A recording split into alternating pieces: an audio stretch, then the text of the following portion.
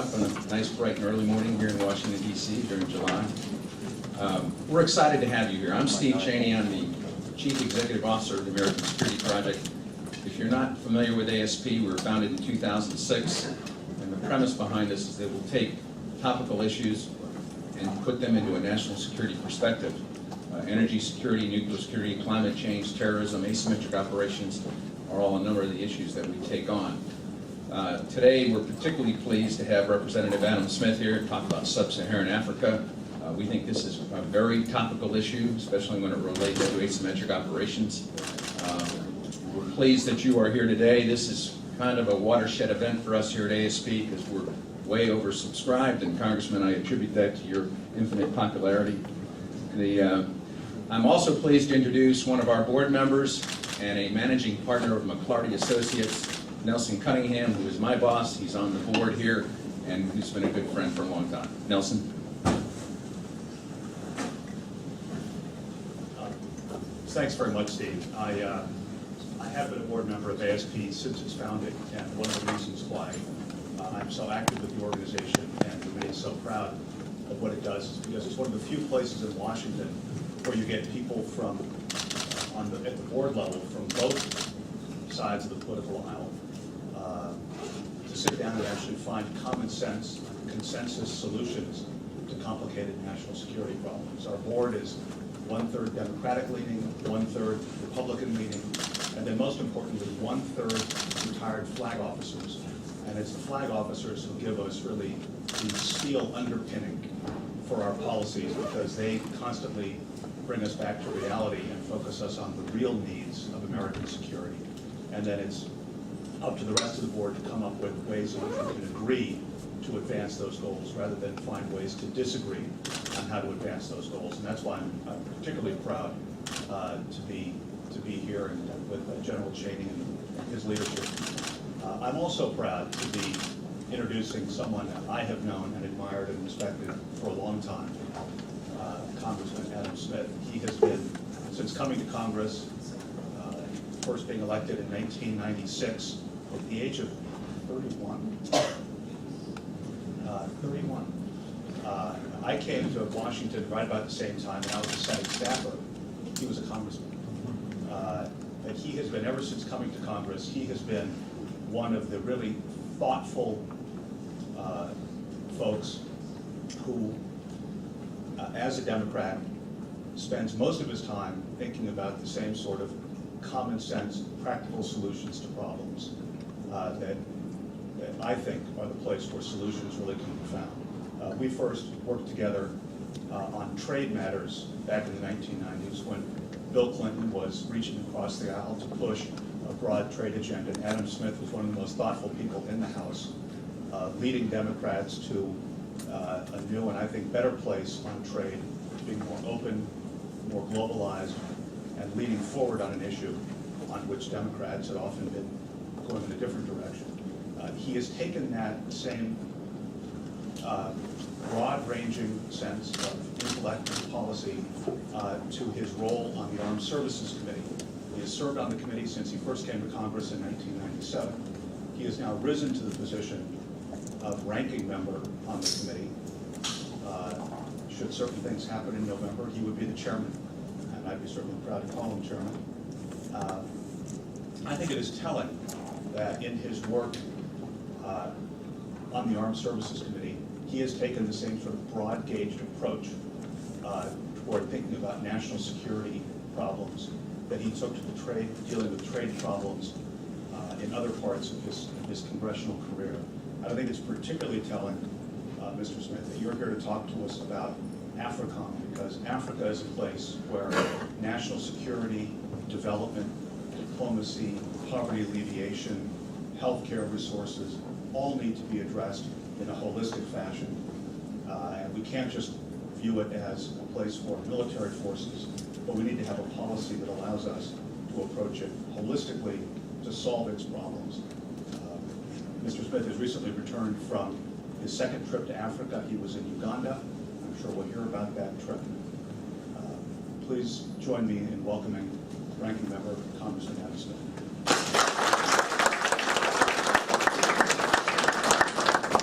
Well, great honor to be here, and I've enjoyed working with Nelson ever since I did in Congress, and I think this organization is a great model for the way we need to do business in Washington, D.C., and too infrequently do. And that is work together to solve problems. I first got involved and met Nelson through the New Democrat Coalition caucus that we worked with, and a couple other organizations that were affiliated with it. And I was the thing I loved about that group. You get to Washington, D.C., just about every meeting you go to is talking about partisan advantage. Well, if we put this forward, this will really put those guys in a box. You know, with the New Democrats, they were talking about policies, they were talking about solutions, they were talking about how can we make things work better, which is why I got into politics in the first place, and it's what I think the American people expect from us far more often than they get. So it's terrific that you're involved in this organization. It's also a great opportunity in the Armed Services Committee. I would say that the Armed Services Committee is the most bipartisan committee in Congress. I hasten to add that that's a very low bar to jump over at this point. But it is a committee that prides itself on working across party lines. Every chairman, every ranking member of that committee, number one at the top of their list is they have that history. The history that this committee works together, gets past partisanship, puts national security first. Now, it's not that we don't fight and argue about things, but it is a priority to find ways to work together in a way that I've not seen in any other committee. So, between working with the New Democrats and Nelson being on the Armed Services Committee, I've been very blessed to have that opportunity, I think more so than most members of Congress. Well, I'm here this morning to talk about Africa. Nelson, I think, did a good job of sort of outlining it. I think the role of AFRICOM, the role of DoD in Africa, is a great model for how we need to engage in foreign policy and national security broadly for a number of different reasons. Chief among them is the whole of government approach that Nelson outlined that I'll talk more about. But overlaying all of this as we talk about Africa is we have to recognize and look at Africa as an opportunity. Too often in national security policy, look out for challenge here, challenge there, got to fix that problem, got to fix that problem.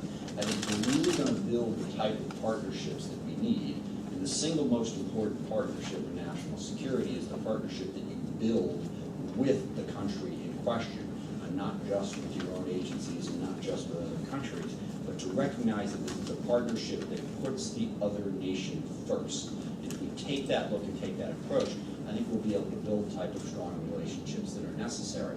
But Africa is an enormous amount of opportunity. That's something that struck me in reading about it, and certainly in both times that I was there. It is rich in resources, and it is also rich in human resources. And the people there are incredibly anxious to grow and create greater opportunity, and they're starting to do it. So when we look at Africa, we have to look at it through that lens, as an opportunity for a partnership that's going to be mutually beneficial and for growth. And you can see that in some of our global economic competitors. China, India, even Brazil now are really starting to expand their efforts in Africa. They're investing, they're building infrastructure, they're setting up partnerships because they see the opportunity in this emerging market. One of the things that you learn, and this sort of takes me back to the trade world, if you get there first, branding is really important. If they start buying your products and relying on you and your companies, it tends to last. Not forever.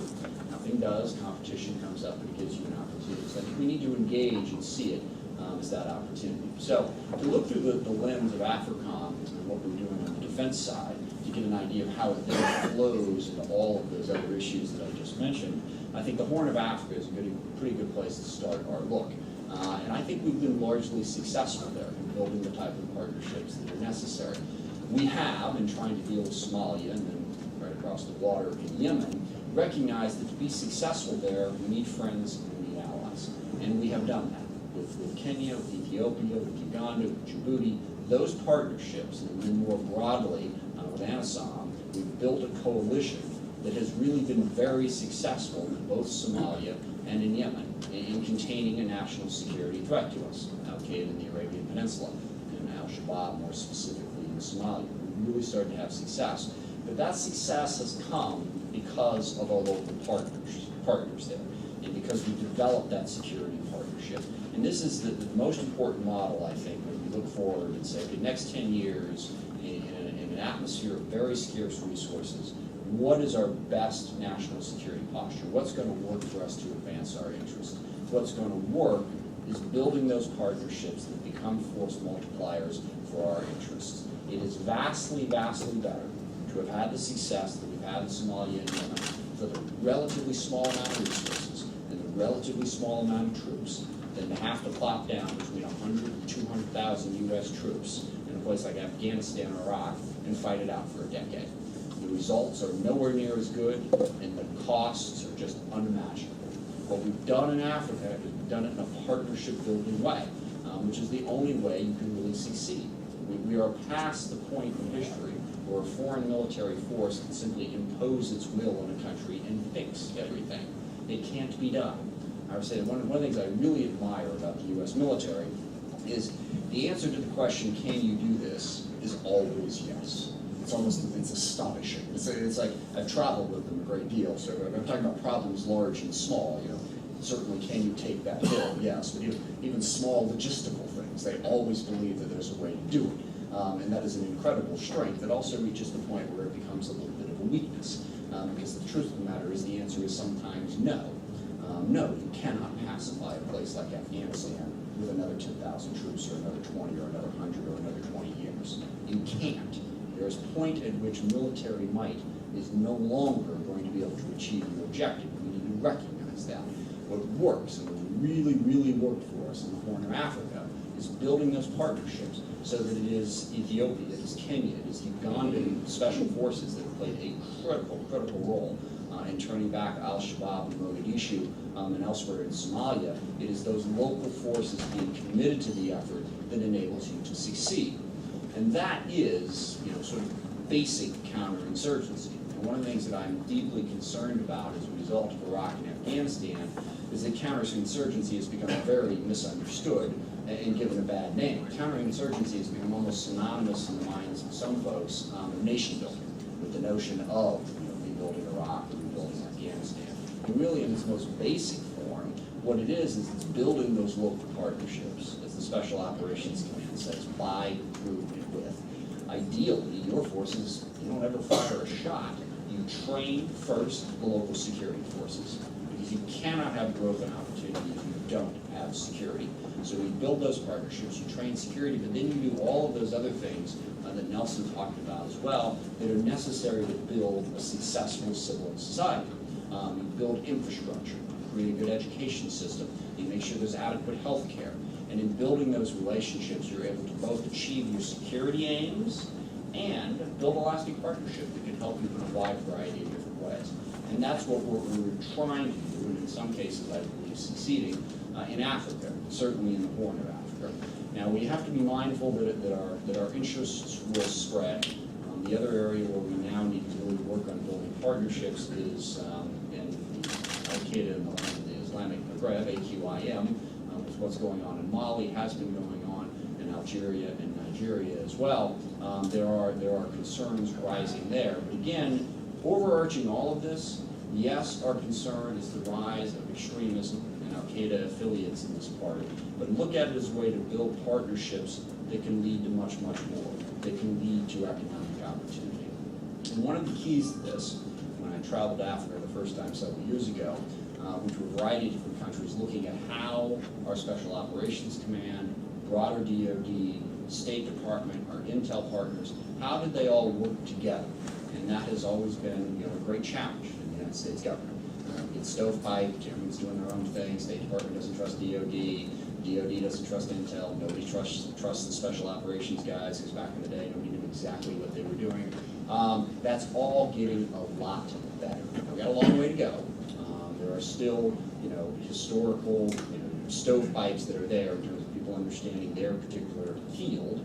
But if you get all of those folks working together in a cooperative way, you can both present a more secure environment so that the terrorist threat that we're concerned about doesn't grow. You can create economic opportunity for all of us, build a more successful country, and also build partnerships and friends. One of the biggest reasons that I've read that India is actively engaged in Africa is they're looking for friends and partners when it comes to international votes. Specifically, they'd like to be on the UN National Security Council, Security Council. And everyone gets a vote.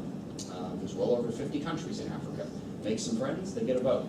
And that impacts us as well. We're very concerned about dealing with Iran, dealing with North Korea, working towards a better relationship with China.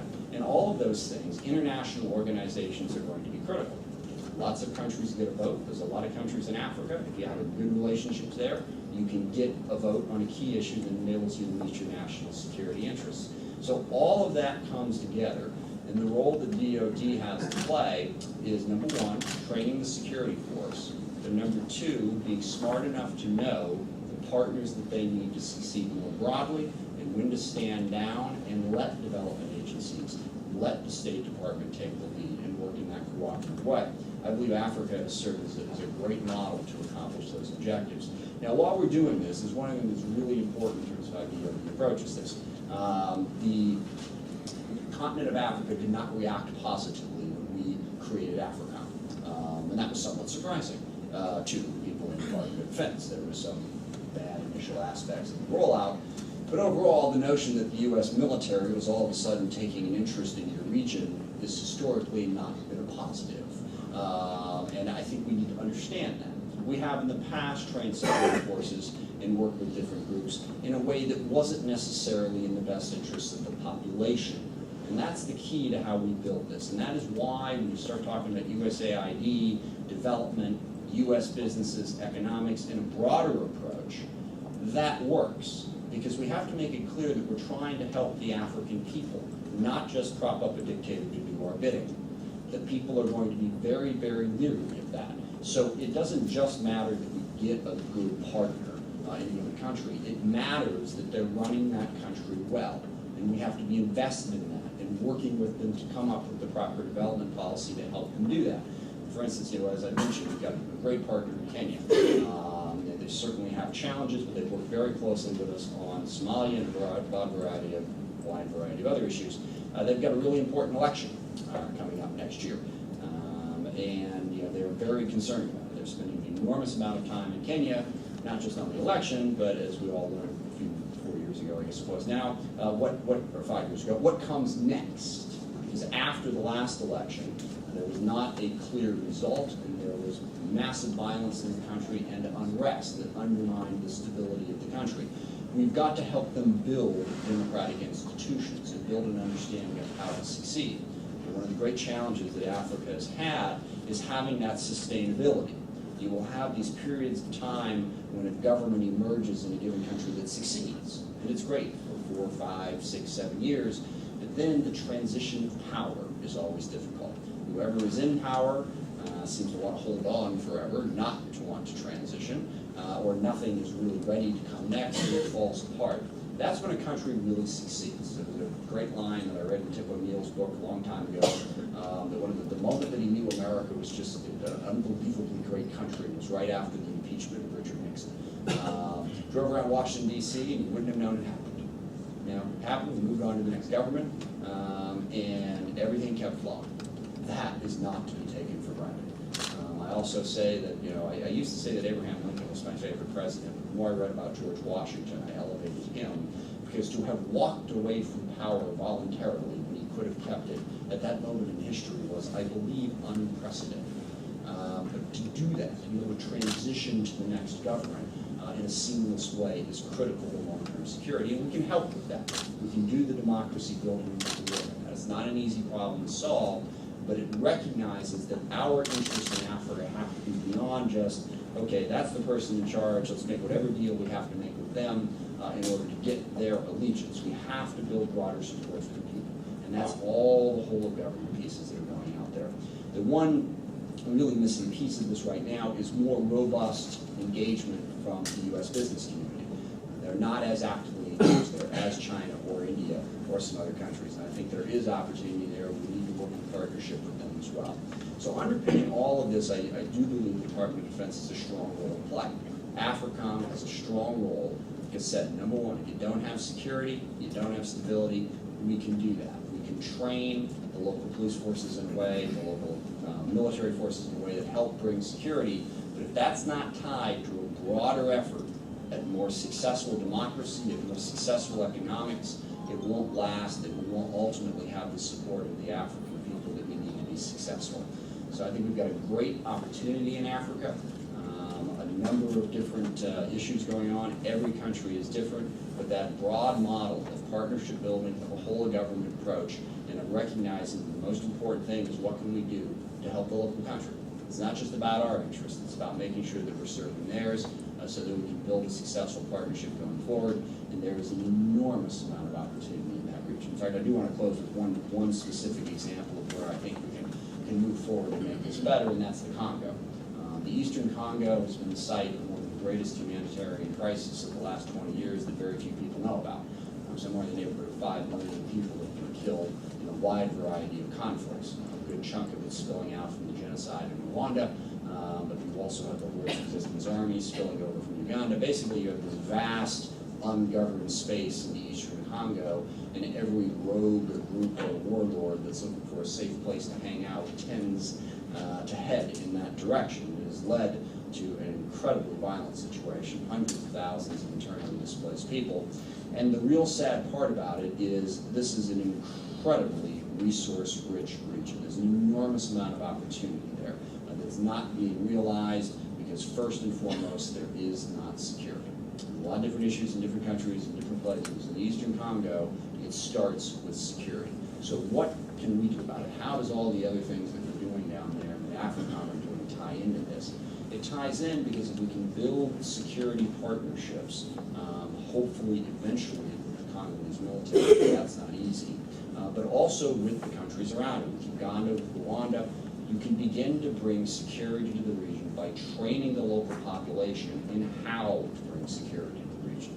And if you bring security, the opportunity flows from there. So it's one of my hopes that the partnerships that we've built, first to try to contain Al-Qaeda in the Arabian Peninsula and Al-Shabaab. Now we're working on a partnership to try to contain the Lord's Resistance Army, that those partnerships can lead to a broader set of partnerships that can begin to bring some measure of security and peace to the Eastern Congo. There's an enormous amount of opportunity in that region. It's, be off here, 6 or 7 different countries that come together in that one area. It could bring greater stability and greater opportunity to us and build the type of partnerships that would be beneficial to our economic interests and to our national security at the same time. That is but one example. There are many, many others. But that, I think, is a model for where we can go and how AFRICOM and the U.S. Department of Defense can be helpful in building a better Africa and building a better partnership for us. I always say that it's the Q&A that's the most interesting part of this, so I try not to go on and on and on. That's why I never ran for the Senate.